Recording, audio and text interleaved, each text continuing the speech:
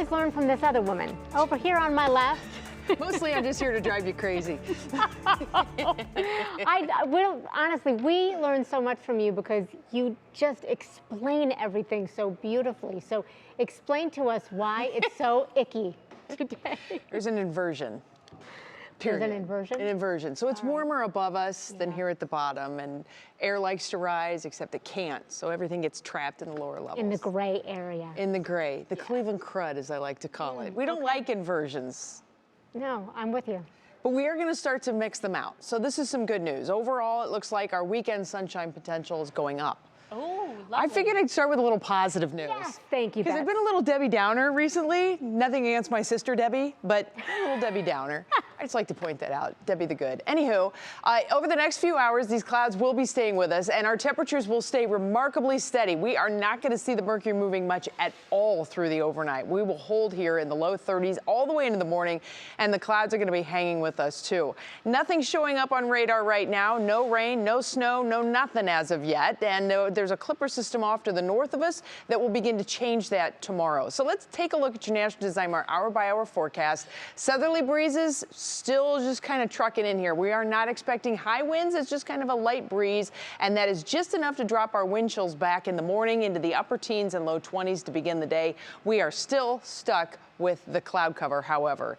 Once we move to 8 a.m., now you're starting to see the temperatures popping a little bit in some locations, but more notably up here in the left side of the screen, you're now starting to see a little pink showing up, some green, some purple. That is the rain-snow mix that moves in.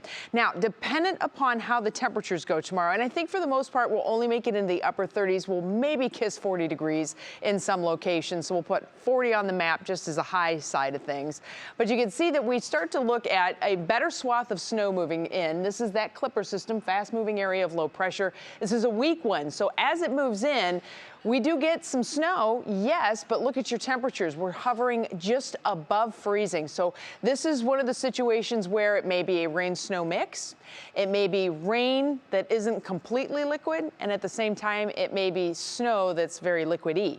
So we run into this every now and again. It's almost like the atmosphere can't make up its mind. Although sometimes when we get a heavier shower that comes in, there's just enough cold air that's coming down with those flakes from higher up where it is colder that we can get some snow that's all the way to the ground level. Not expecting anything significant in the way of accumulations. We could have some accumulation on some elevated surfaces like your car if you park outside, maybe some bridges or steps or decks and whatnot.